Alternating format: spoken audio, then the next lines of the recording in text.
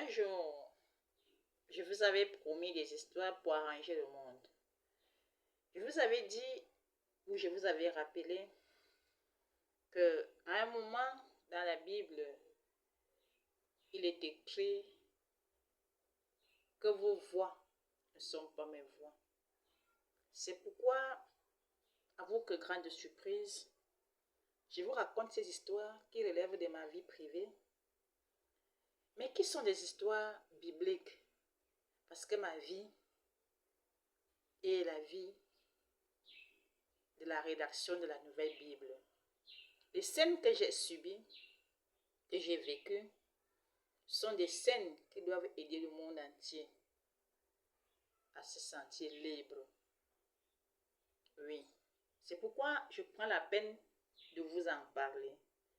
Je suis donc consciente qu'il n'est pas bon d'exposer sa vie privée. Mais lorsqu'on a une vie privée spéciale, particulière, exceptionnelle, on est bien obligé d'en parler parce que la source d'inspiration, elle est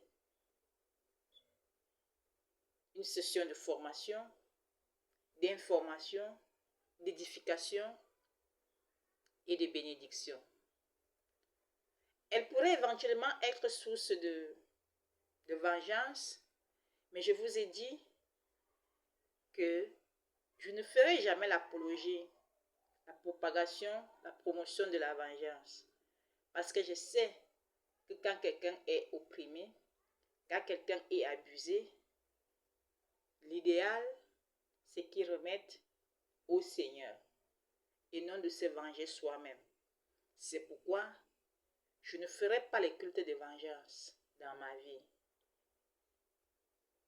Je vous ai rappelé là un principe divin qui veut que l'on ne se venge pas soi-même.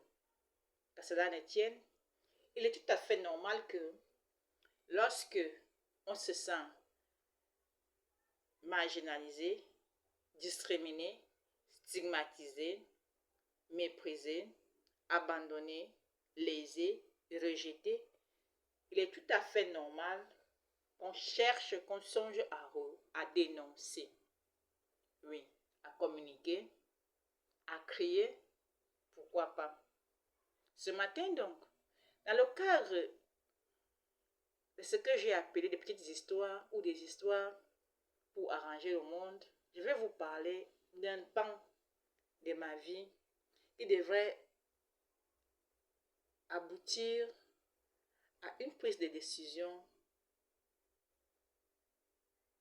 très rapide. En fait, il s'agit de l'histoire qui met tout le monde entier en ébullition. Ouvrez bien vos oreilles, parce que je ne vous raconte pas ça en vain. Encore une fois, je ne vous raconte pas tout ceci pour que vous blasphémiez, pour que vous ayez des comportements malsains, pour que vous ayez des commentaires sans crainte de Dieu. Je vous raconte tout ceci pour vous sauver. Je suis là pour vous sauver. C'est à dessein que je suis votre sauveur. Et le sauveur ne peut que vous dire des choses cachées. Le sauveur ne peut que vous dire des histoires qui libèrent, qui vous sauvent. Dans ma vie, en tant qu'être humain ordinaire, avant d'être consciente totalement de l'appel que j'ai reçu, j'ai vécu des scènes terribles, professionnellement parlant. J'avais créé mon association Sans Frontières en l'an 2000. En 2006, je commence à bénéficier de la confiance des partenaires financiers, techniques, pour m'encadrer dans le cadre de mon institution. Je vais bénéficier de l'appui du CNLS, du Comité national de lutte contre le sida, puisque en ce temps-là, le sida faisait ravage et le sida avait beaucoup d'opportunités de financement. Je serai donc responsabilisé pour mettre en place un certain nombre de comités locaux de base pour lutter contre le VIH-Sida. Plus tard,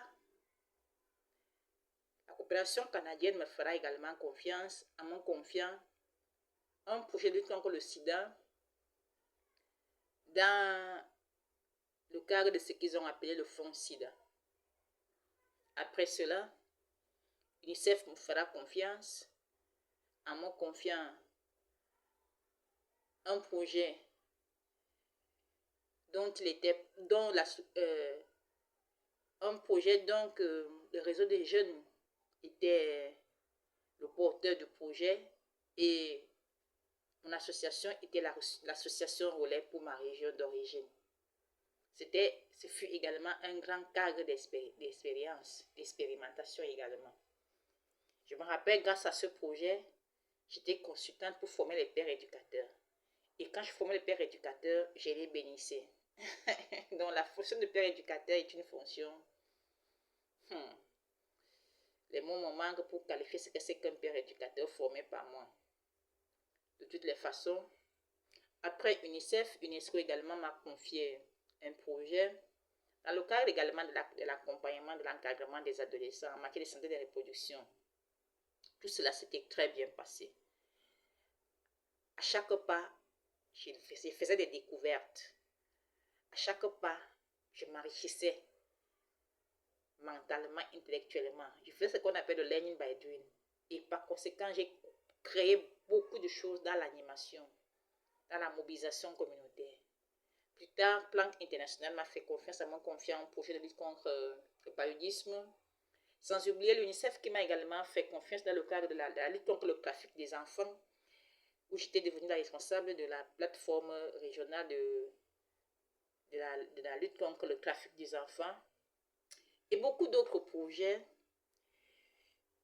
qui m'ont amené à être vraiment une militante exceptionnelle de la promotion des droits humains en général et de mes droits en particulier. C'est à ce sens que j'ai beaucoup travaillé pour ce genre. Mais pendant l'exercice de mes fonctions, il s'est avéré que quand j'étais responsable principal, donc le leader principal d'un projet, lorsqu'il y avait cérémonie officielle, vous savez, en temps normal, s'il y a une cérémonie officielle qui concerne le ministère de la Santé, forcément, il faudrait bien que le ministre de la Santé prenne la parole. Mais dans mon cas, étant responsable, on me disait toujours, attends un peu. Quand on faisait le programme de l'événement, en tant que responsable, on me demandait toujours de ne pas prendre la parole. Ce que j'ai trouvé bizarre parce que de manière statutaire, de manière tacite, c'était inévitable, je devais prendre la parole en tant que responsable de projet. Mais on me disait toujours, je ne prends pas la parole. Jusqu'à la dernière minute, je ne comprenais rien. En fait, ça s'est fait, ça s'est encore fait, ça s'est encore fait. Imaginez que vous êtes responsable d'un département. Chaque fois que vous devez prendre la parole en tant que responsable du département, on trouve un alibi pour vous dire que vous ne prenez pas la parole. Concrètement, ça veut dire quoi? Ça veut dire qu'on avait eu peur que je prenne la parole. Parce que c'était à moi la parole. C'est moi qui pouvais prendre la parole et impacter les vies, les pensées. C'est moi qui devrais prendre la parole à chaque instant. Mais ceux qui étaient un peu plus, comment dirais-je, pas méchants, pas... ceux qui avaient estimé être un peu plus expérimentés, d'ailleurs j'étais très petite quand même. J'étais très jeune, pas petite. J'étais jeune. On avait toujours vu en moi une petite fille, mais pourtant, on arrivait à me confier des responsabilités d'une personne d'un âge assez... de grandes responsabilités. La preuve que moi, j'ai commencé à travailler avant même d'avoir mon baccalauréat. Donc, j'ai commencé à travailler très tôt. Dans l'expérience professionnelle, je l'ai glanée très tôt. Très tôt. Et je m'étais accrochée dès le départ. J'avais eu la chance d'avoir une patronne au début qui m'a vraiment... plus dans sa façon d'agir. Mais je vous assure que c'était curieux. Parvenue responsable, je n'ai pas pu prendre la parole pour lire un discours, quand bien même de manière statutaire, c'était moi qui devais lire le discours. Et je ne comprenais rien. Après enquête, je réalise que si je prenais la parole, c'était Jésus qui devait prendre la parole. On a refusé la parole à Jésus. Sagement, dans la douceur. Mais il est vrai qu'à un certain moment, j'ai commencé à m'interroger. J'ai même voulu me soulever, puisque je me rappelle, lors d'une fête du 8 mars, où j'avais personnellement écrit le discours de la femme pour cette année, je savais que j'allais lire. On m'avait promis que c'est moi qui devais lire le discours. Mais à la veille du 8 mars, donc le 7 à 19h, on est venu me dire que c'était pour moi qui devais lire le discours. Ce qui m'a franchement étonnée. Ça s'est passé comme ça. Ça s'est encore passé comme ça. On n'a pas voulu de la lumière. On a éteint la lumière. On a mis la lumière dans l'ombre, sur le paillasson. On n'a pas voulu que la lumière brille. Et ça s'est fait. Ça s'est encore fait. Jusqu'à ce que j'ai réalisé que jusqu'à ce que mon appel s'extériorise. Des histoires comme ça se sont répétées. Des histoires d'injustice en un mot. Je vous dis, même dans les assises avec les autorités, sauf quand j'étais dans la populace, c'est-à-dire dans le peuple, pas dans la populace, dans le peuple, là où je levais souvent le doigt pour poser la question. Mais quand je m'étais retrouvée dans la table des décideurs, on ne me permettait pas de prendre la parole. Et quand même on m'avait permis de prendre la parole, une opposition avait surgi immédiatement, comme quoi je vais déjà arracher les postes des autorités étatiques. Pourtant, j'étais responsable de la société civile, généralement dans des projets de dual tract, c'est-à-dire où la société civile et l'État se mettent ensemble pour conduire à bien un projet. Je ne comprenais rien. En fait, c'est mon étoile qui brillait. En fait, c'est mon destin de chef, de patron qui se faisait sentir et on étouffait. Et cela ne peut pas permettre que l'Afrique, le Cameroun, que le monde soit gentil, soit joyeux. Pourquoi je le dis? Moi, je ne connaissais pas que vous connaissez Dieu. Moi, j'ai cherché Dieu dans le cadre de la prière. Et Dieu s'était révélé véritablement en moi. Il m'a dit, ma fille, je vais faire des choses pour toi parce que toi aussi, tu as droit au bonheur. Je vais faire des choses pour toi parce que je t'aime. Je vais faire des choses pour toi parce que. Et il a commencé à me dire, je vais faire ceci pour toi. Il a commencé à me montrer des visions qui se réalisaient intégralement. C'est comme ça qu'il m'a dit que le projet de distribution des moustiquaires imprégnés à longue durée d'action était mon projet personnel.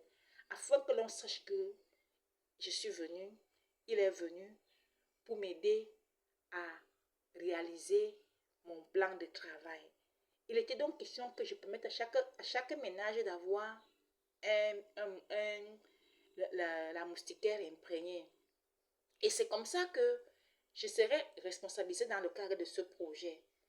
Bien avant cela, j'avais pris la peine de dire à mes collègues dans mon ONG que mon père m'a promis un projet. Ils m'ont dit non, c'est pas possible. Je leur ai dit non, ce sera possible. Ça s'est fait tel que mon père avait envisagé. J'ai conduit le projet jusqu'à ce qu'il y ait eu des malentendus entre la hiérarchie du projet et moi. Parce que je n'avais pas voulu, d'une manière ou d'une autre, que mon image soit bafouée. En fait, j'avais donné ma parole aux populations locales et la hiérarchie était venue me dire non, ce qui ne m'a pas plu parce que forcément mon image devait être écorchée, mon image de marque devait être écorchée et moi je défends beaucoup mon image de marque et c'est comme ça que j'avais pratiquement jeté l'éponge, si je peux me permettre de le dire comme ça, parce que je ne pouvais pas accepter que mon image de marque soit touchée, blessée.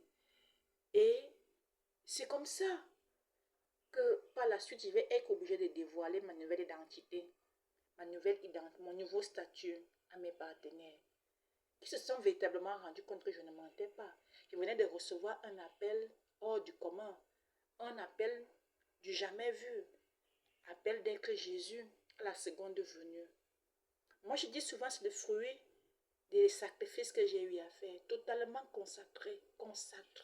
totalement consacré à la cause de l'humain, à la cause humanitaire, totalement. Je n'avais plus de vie. Je n'avais plus de vie. J'étais entièrement consacrée à la cause humanitaire, à la cause de l'autre, totalement, corps et âme, totalement. Vous ne pouvez pas comprendre de quoi il est question. C'est chemin faisant que je reçois cet appel. Et je dis merci parce que pour moi, c'était l'aboutissement de quelque chose de bénéfique, de quelque chose de joyeux, de quelque chose de formidable. Mais après cela, je vais plutôt avoir des problèmes d'incompréhension, des problèmes de rejet. Oh là là, là où j'étais en plein dans mes groins, j'ai été chiffonnée, j'ai été écartée, j'ai été méprisée, j'ai été stigmatisée. C'est ainsi que tout ce que j'avais créé. Dans ma région d'origine, par exemple, le développement communautaire ne faisait pas écho. Hein. Nous étions l'une des rares régions où les partenaires financiers, les partenaires techniques ne résidaient pratiquement pas. Toute notre région était sans accompagnateur. Et j'étais la seule qui partait, qui venait au niveau central pour essayer de mener des plaidoyers afin que les, les organismes d'appui puissent également penser à nous. Quand cela s'est fait, au départ, on m'a même dit, puisque les organismes ont souvent voulu venir directement passer par moi, dans la hiérarchie de ma région, on m'a dit, non, on ne saurait passer par vous, vous n'êtes que la société civile, on doit passer par nous. Pourtant, j'avais fait des démarches pour qu'on vienne vers nous, pour que ma région ne soit pas abandonnée, ne soit pas lésée. Et c'est comme ça que, chemin faisant, ça m'a toujours créé des ennuis. Il est vrai qu'à un moment donné, on va effectivement constater que j'ai beaucoup fait. On va commencer à m'associer dans presque tout dans mon domaine de compétences. C'était vraiment des bons moments. Mais, curieusement, c'est toujours là que je serai obligée de dire à un moment donné que je peux déjà guérir le VIH-Sida. Et on va me dire, non, on ne peut pas guérir le VIH-Sida, pourtant j'étais déjà Jésus. Si Jésus ne peut pas guérir le sida, qui peut guérir le sida? C'est comme ça que Luc Montagnier, le scientifique d'après la science qui a découvert le virus du sida, viendra au Cameroun un temps et trouver, trouver du mal, parce qu'il viendra au Cameroun où il y a Jésus. On ne lui dira pas la vérité, que Jésus est ici et que c'est Jésus qui est la personnalité qui maîtrise le mieux la guérison des maladies. Pour vous dire la vérité, la pure vérité, c'est ça la situation. Alors, j'ai tellement passé des moments difficiles parce qu'au départ, les uns les autres n'avaient pas compris comment une personne qui a été avec vous au jour le jour puisse devienne Jésus. Pourtant, après avoir vérifié à travers les Saintes Écritures et à travers les scènes qui se sont produites au vu et au su de tous, nous avons fini par comprendre, tout au moins dans l'environnement, les environnements où j'ai été, que c'était véritablement Jésus qui était revenu et que c'était moi donc, ce Jésus, pour ceux qui comprennent de quoi il est question. Utile de vous aider, de vous faire ancrer dans la Bible pour comprendre qu'un autre devait venir. Ça, c'est pour ceux qui ont compris. Pour ceux qui n'ont pas compris, c'est absurde de dire qu'on est Jésus. Mais pour ceux qui n'ont pas compris aussi, c'est délicat parce que cela leur fait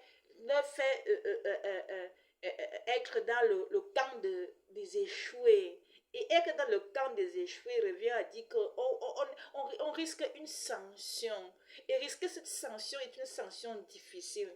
Donc, inutile donc de rester camper dans sa position de que ça ne peut pas être que Jésus ici. Jésus n'est pas... Non, parce que cela vous expose à la sanction qui est difficile. À savoir que tout le monde devait être prêt à accueillir Jésus à la seconde venue.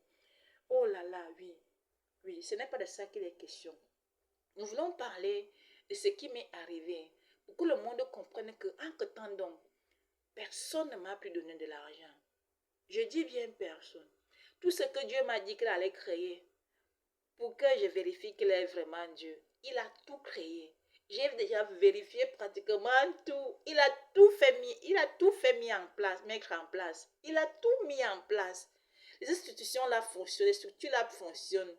Les activités là se déroulent. Mais je suis toujours assise comme ça sans salaire. Où est mon argent? Oui, j'ai créé tout. Je sais que ce que j'ai créé. Je ne suis pas une menteuse. Où est mon argent? Quand vous animez les activités, avec, entre-temps, vous estimez qu'avec le bon sens, entre guillemets, vous vous dites que vous êtes très sage, très intelligent. Mais qui a créé cela? Qui vous a inspiré? Ça a même commencé quand? Qui a été le premier à voir ces choses de cette façon? Il y a quelqu'un qui me disait l'autre jour que on doit se discuter la paternalité de telle ou telle activité, telle idée. Mais je vous ai dit, loin d'être une menteuse, j'ai beaucoup créé et je me vois dans plein de choses que vous réalisez, que vous accomplissez. Où est mon argent? Où est mon salaire? Et dans ces conditions, Dieu ne peut pas être bon. Je suis donc venu vous parler aujourd'hui parce que je vais vous dire, l'argent est le nerf de la guerre. Tant que je n'ai pas d'argent, moi je vois Dieu. Moi je vois Dieu, mais je vois Dieu en train de faire les dégâts. Je vois le mauvais Dieu agir. Et je vous parle depuis. Je vous parle depuis. Je ne sais pas pourquoi jusqu'à présent, vous n'avez pas trouvé nécessaire de faire un dépôt dans mon compte pour satisfaire Dieu, pour qu'il soit le bon Dieu et non le mauvais Dieu. Je ne sais pas. C'est la jalousie, c'est le mauvais cœur. C'est quoi? La peur du gendarme. La peur de quoi? Lorsqu'on sait qu'en faisant un geste, c'est pour sauver. Vous avez peur de quoi? Je ne comprends pas. Autrement dit, ça veut dire qu'il n'y a pas une structure de, de charité, une structure honnête, une structure de philanthropie. Je me rappelle, j'avais gagné une Tesla, on dit quoi? Une voiture chez Elon Musk.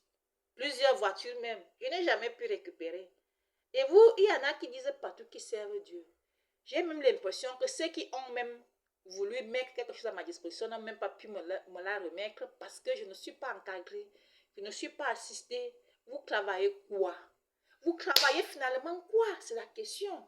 Si vous ne pouvez pas satisfaire la personne au centre de tout, selon Dieu, vous travaillez quoi? Conséquence, voilà ce qui se passe dans le monde. Les vies humaines sont, je ne sais pas quelle est l'expression que je dois utiliser. Vous-même, vous avez l'habitude déjà de compter le nombre de morts en cas de ceci, en cas d'accident, en cas de ceci, dans les différentes guerres qui se passent un peu partout. Je vous parle parce que je suis votre sauveur. C'est ça la lumière. Vous cherchez les solutions pour finir les problèmes dans le monde. Il faut satisfaire Dieu. Satisfaire Dieu veut dire satisfaire sa fille. Oui, vous avez tant discuté sur ma nouvelle identité. Ça ne se discute pas. Ça se vit. Ça se vérifie. Ça se constate. On ne discute pas avec quelqu'un qui ne ment pas. Je suis dans les faits probants, des preuves probantes, des preuves indiscutables. Ce n'était pas ce que vous avez compris. Et puis surtout, un devait venir clarifier, devait venir juger. Le un là, c'est moi. Alors ce que je vous dis, ce n'est que de la vérité. Pour mettre fin à la guerre, pour mettre fin aux problèmes qui minent le monde, il faut que le monde apprenne à connaître Jésus. Il faut que le monde apprenne à connaître Geneviève, la personne au centre de tout, selon Dieu, qu'elle déteste le mal et que le monde doit fuir le mal. Et c'est comme ça que nous allons nous retrouver dans un monde paisible. Parce que chacun prendra conscience que notre maître, la personne au centre de tout, déteste le mal et chacun ne va plus faire le mal. On ne va plus chercher Dieu en tâtonnant.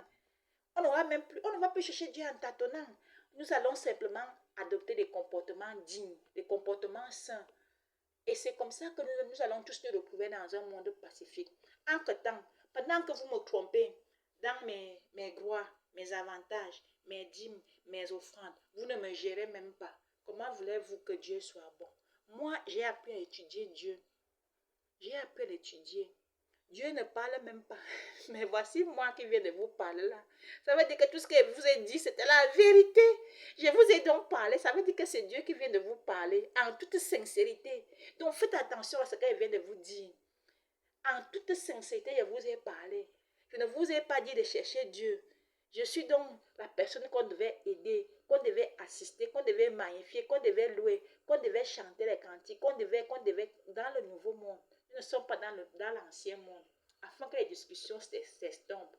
Je vous ai déjà entendu tous parler de plein de choses concernant l'ouverture des Jeux olympiques à Paris. Moi-même, je vais en parler. Vous avez dit que les chrétiens ont fait ceci, ils ont fait cela, ils ont critiqué, ils ont encore dit cela. Chers chrétiens, hein, je vous jure, voici donc Jésus qui vous parle. Vous me connaissez? Hein? Vous me connaissez? Vous croyez en moi? Est-ce que vous avez donc droit à la parole? Si je suis vraiment le chef de l'église, personne n'a droit à la parole. Celui qui a droit à la parole est celui qui se soucie de moi. Celui qui a droit à la parole est celui qui se soucie de moi. Parce que mon bonheur est le bonheur de toute la terre.